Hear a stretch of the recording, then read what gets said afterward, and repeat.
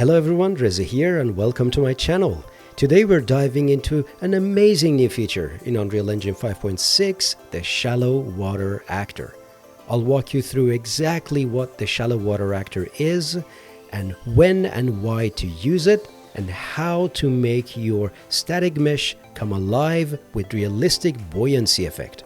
By the end of this tutorial, you have everything you need to kickstart your journey with Advanced Water plugin in Unreal Engine and create stunning dynamic water scenes. Let's jump right in.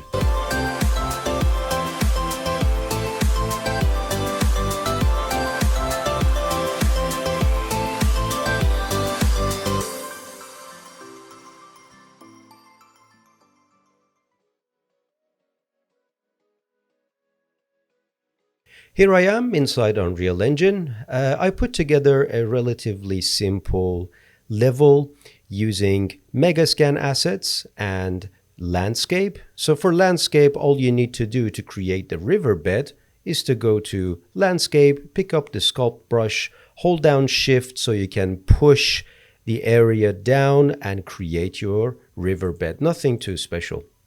Now, as for the plugin, we need to enable necessary plugins to have access to the Shallow Water Actor. I'm going to explain the roles of these plugins as well, since it's important to have a little bit of background of what they do.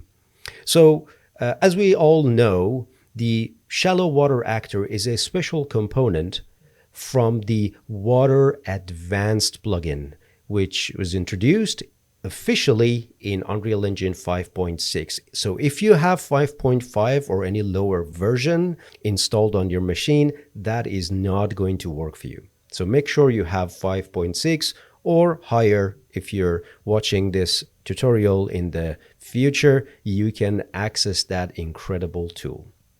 Unlike the standard water body actors, which are used for ocean and handle water, large water surfaces, the Shallow Water Actor focuses more on interactive, small-scale water. Okay, let's go into the plugins and enable the plugins that we need in order to have the Shallow Water Actor. I'm just going to type in water, and bunch of plugins are going to come up. They're all experimental at the time of the recording, but let's explain them first and understand the role of them. The first one is the water plugin, and that is a no-brainer. It adds a core water feature like water body actors to your project. So we need to have that enabled. Next one is Water Advance. In order to get Shallow Water Actor, we need to have Water Advanced enable, and that again was introduced in Unreal Engine 5.6, and it extends the basic water plugin with Shallow Water Actor support, giving you the advanced shallow water physics, detailed surface simulation, and interactive effects like ripple and foam in shallow areas.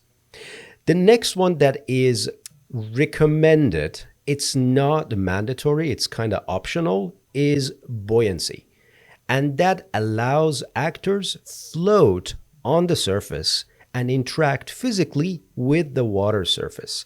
I'm going to enable buoyancy, and that's for now all we need. We have water extras, and that comes with some samples and test maps, as you can see here, but it is not necessary for us to have that enabled. We have our own scene ready to go. So let's go restart.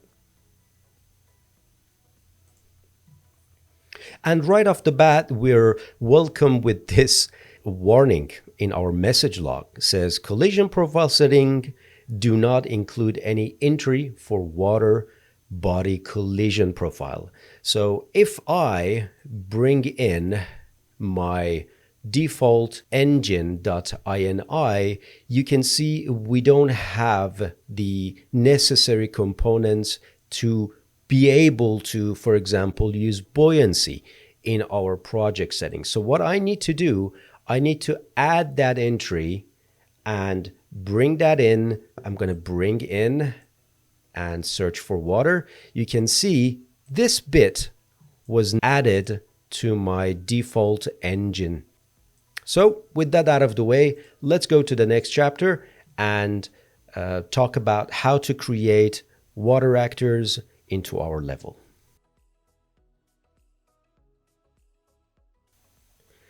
Next is to bring our water volume and shape it in a way that it's sort of following the riverbed. Now, if I go into Quick Add and type in river, because that's what we're going to do, we have two actors, actually one blueprint and one actor. It is quite tempting to bring shallow water river into the mix and place it somewhere, but this blueprint is not going to do anything. You may have noticed that we do not have any water because this shallow water blueprint is a component of a bigger actor. You can remove it or you can leave it there and add it later, but what I'm looking for, if I type river, is actually water body river. So what I'm going to do, and this is kind of important to sort of think about how to make your job easier, work smarter, not harder, is to be in the location where you want to start your river and then type in river and bring water body river.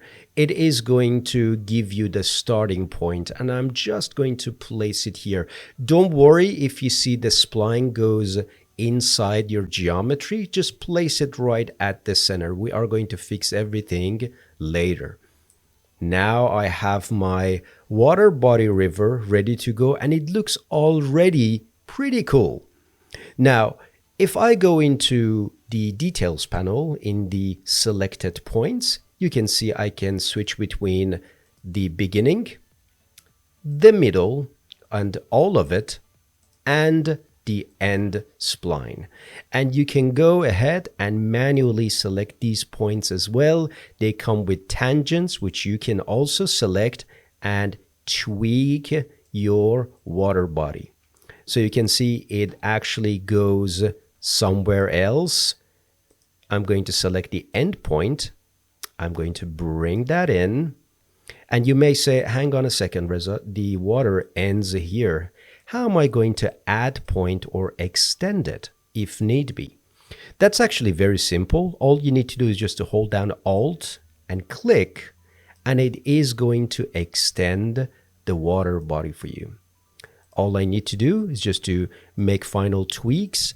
And one advantage you have is to play around with this Bezier tangent, which makes the job a lot easier when you want to create your water body.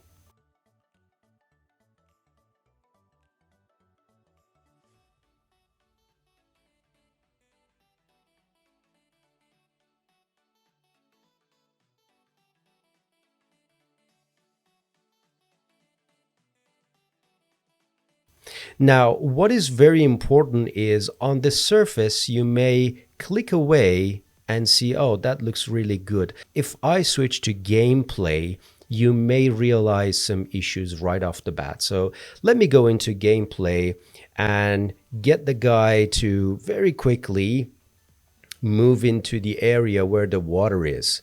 You can see the thickness and it's not really looking realistic. So we got to get rid of that thickness. So all you need to do to sort of debug these areas is just to lower the spline. And it's all matter of tweaking and troubleshooting to get the ideal result, the result that you actually want.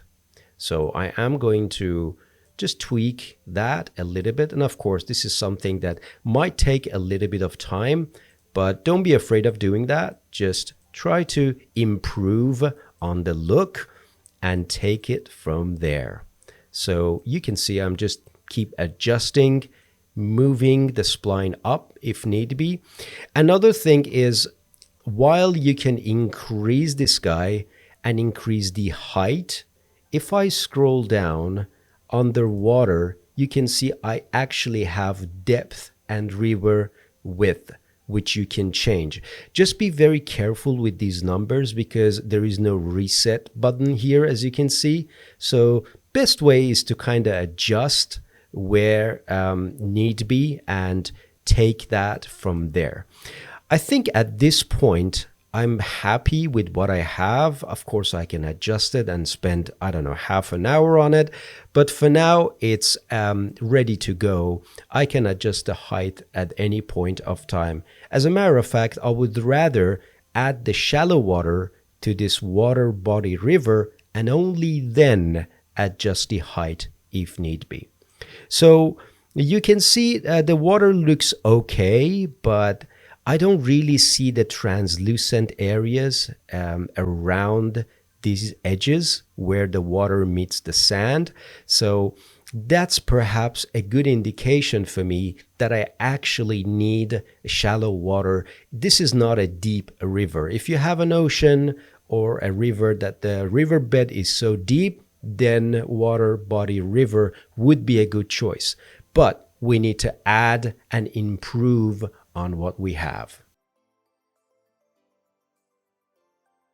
Hopefully by now you have started shaping your river using your water body river that we just add. You can always select your water body and right click on the spline and add spline points if you want to. But for now, let's call it a day and we are ready to connect shallow water into our body river. To do that, you go into shallow water river and you go into details panel and look for water tab. So I'm just going to scroll down until I find water tab. And in here, it asks, all right, do you have any water body? We do have the one that you see right here. So we are going to add an element and select the only water body river that we have in our scene. Now, you may ask, before I add this, what is wrong with this? Because it looks okay. Well, first things first, you don't see any foams in here. So the body doesn't have enough velocity. It doesn't have any foam. Usually with shallow water, you don't see that murkiness. So let's go in there and add water body river. And to begin with, it's not going to simulate it for us. So let's go up, all the way up and press reset. Now it's going to create that for us. If I zoom back and go to an area where the water is actually shallower, like in here, you can see we got rid of that murkiness. So deep areas are now getting the actual murkiness and a relatively dark color. And areas that are not that deep are getting the transparent type of look, which is highly realistic. Also, we are getting foam, which we didn't have in the past.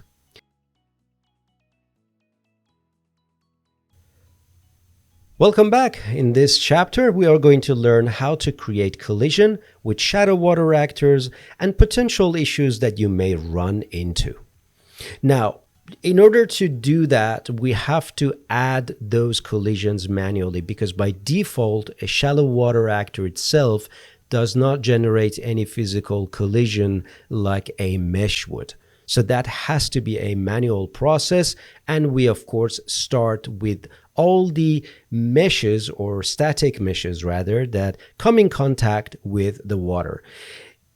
Just to inspect the scene, you can see the water spillage. It actually goes all the way to here. So the reason for that is because there is nothing to stop the water and to tame the volume of the water. And if you look really closely, you may have noticed that the water is actually passing through some of these meshes. So we need to address that. First things first, I place all the actors that come in contact with my water into a folder so it's much easier to handle. Next is to change the behavior of the water. I would like to add a little bit of velocity to that. So I'm going to go into simulate. So let's find simulation and increase the speed to something like 11. And I'm going to scroll up into lighting and enable cast shadow as well, just for us to get a slightly improved version of what we're about to see. Now I'm going to select all of these guys. What we need to do is to add an actor tag to it. Now, something strange is happening. It doesn't allow me to add an element. If that happens to you, double check the status of your tags for your assets one by one. Chances are, in my case, one of these guys still has got something in them. So make sure they don't have any tags. And with that, go ahead and select all of them, go to tag, and now you can add elements. I'm going to call this collider. And because I've selected all of them will get the same collider name. To be safe, I'm just going to copy that name. With that done, let's go into our shallow water river. And this time, I'm going to look for collision tab. So scrolling down, I think it's under shallow water, collision, and we need to look for bottom contour tags. That is, in a nutshell, is the way to link physical collision bodies with shallow water simulation so the fluid knows where or when things are disturbing the water. So I am going to add an element and just paste the name collider. Pay close attention to the way that the water is going to react. You can now see that the water is getting pushed around the objects. If I zoom back, you can see the water spillage problem that we have is also gone. And you can clearly see now the water is not passing through, but rather hit and redirect to the surrounding objects. So it's a really great way to add turbulence, to add a slightly more realistic behavior from your shallow water. Okay, with that out of the way, let's go to the next chapter and explore even more exciting things about this incredible tool. Next stop, let's actually change the physical attributes of our water.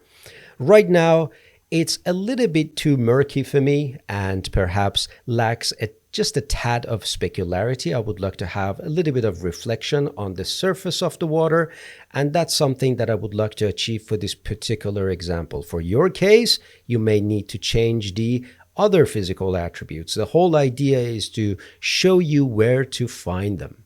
So if I go into the shallow water river, into the rendering section, you can see that I have sim material for my river, and then I've got other materials, which I really don't need. Why? Because you can actually, if I type in water in the add create, you can see I have other type of water body volumes for island, for lake, for ocean, and they all could be found here. So if you hover your mouse, this one is for lake, this one is for ocean, but what we need is this one, which is for water material river. Now, keep that in mind, it says baked sim material. That gives you an indication that when you finish, you need to go into utility, you have to reset, and you need to bake. Otherwise, you're not going to see the changes. Right now, my render stat is set to live sim. I can deactivate that with water component. So all I'm seeing is just a static water volume, or I can go into water component with baked sim. And that's what you need to pick every time you change the physical attributes of your water. So let's select that, go into the material instance. I'm going to give myself a little bit of real estate so we can see both of them. And under water shading, you have everything you need to tweak and to get the ideal result. Not to mention that you have control over the foam, the attenuation of it, the color of it, so on and so forth. So the first one that I might tweak is actually anisotropy, because if I set that to a high value like 3, you can see the water volume gets darker. What I want to do is the opposite. I want to make it lighter. So something like 0.001 is going to do the job for me. If you feel like you want to get more index of refraction, that would be the time to go in there and increase that. So 1.33 is going to give you more index of refraction, more scattering and bending inside the water. Now, what I really would like to do is just to increase the specularity of the water. So if I put something like 5 or 10, I get a little bit of reflection of the environment. Perhaps it's going to be clear around these areas where we have the volume of the water, and you can now see that I'm getting a clear reflection compared to before. Hello and welcome back to the final chapter. In this chapter, we'll learn how to use buoyancy to float an object on the water surface. Obviously, in order to do that, we need to have the buoyancy plugin enabled. That's why I said it's optional, but it's recommended. And once that's done and you restart the engine, you need to make sure to bring the profile setting and add that to your default engine.ini, which we also did, so we are ready to go.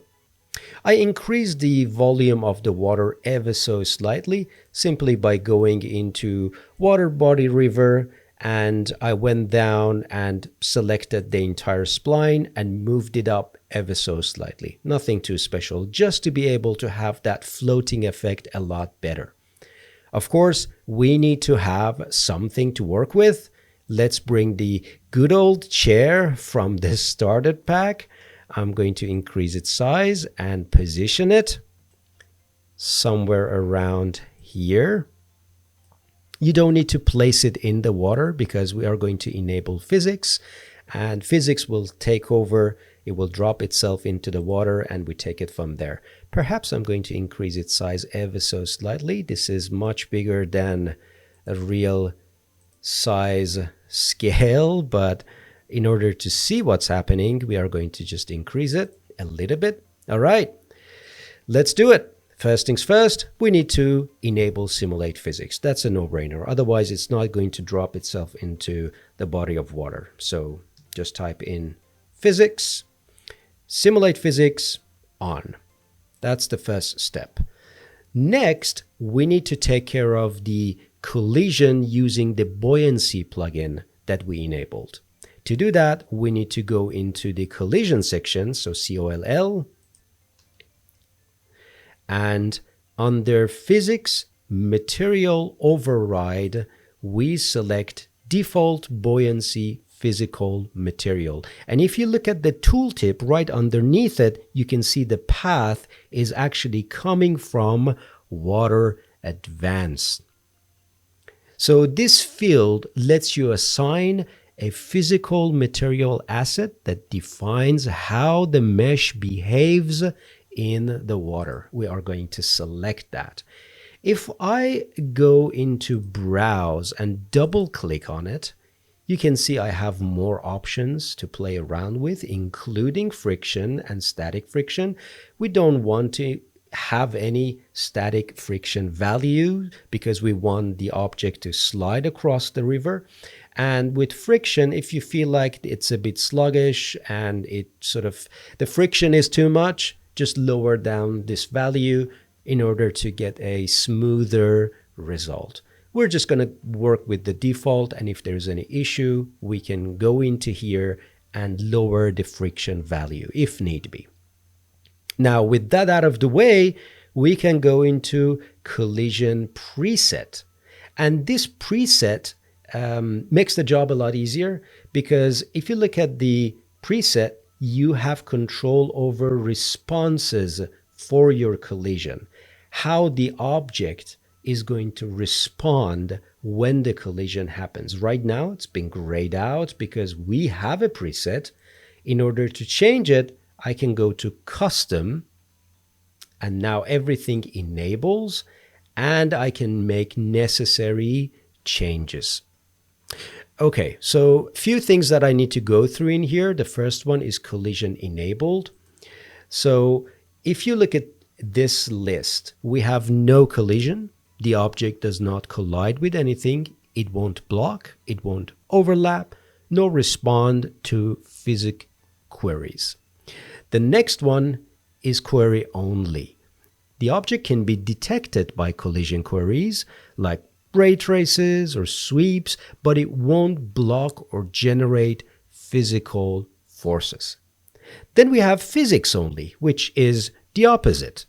The object can interact with physics simulation, but cannot be detected by traces or overlaps. That is not something that we want.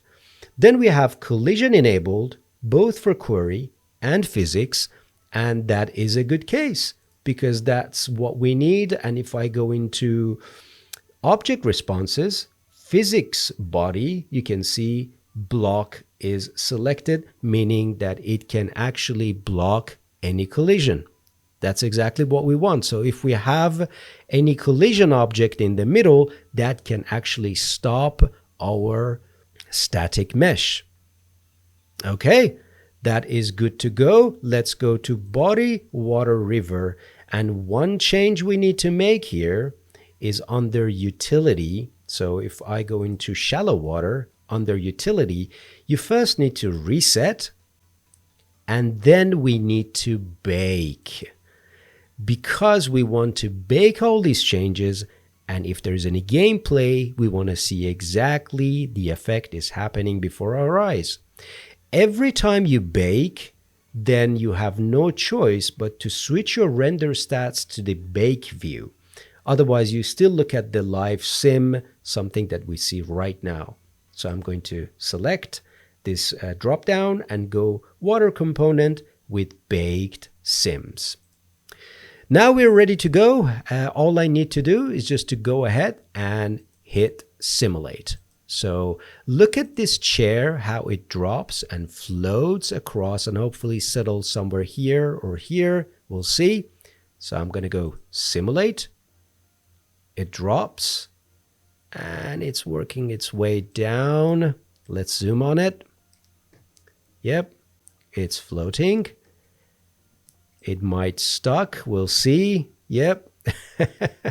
So let's lower the friction if it stucks, and we should be able to see a better result.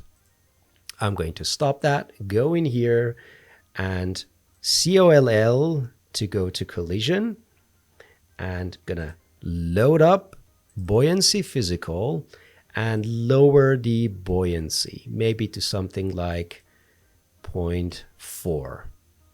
Perhaps I can change the position of that as well ever so slightly, somewhere around here.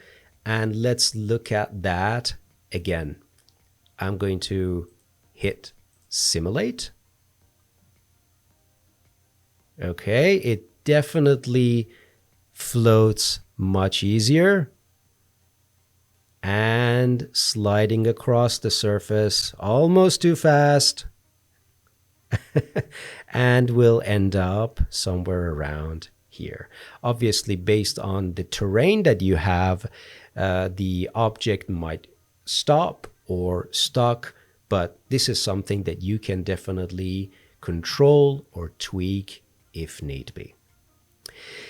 That's pretty much it. That's the gist of this new exciting feature in Unreal Engine 5.6. I hope you guys found this useful. Make sure to like and subscribe if this is the first time you're visiting this channel. And for the usual customers, thank you for your support through Patreon and your kind messages. Until the next video, see you guys later.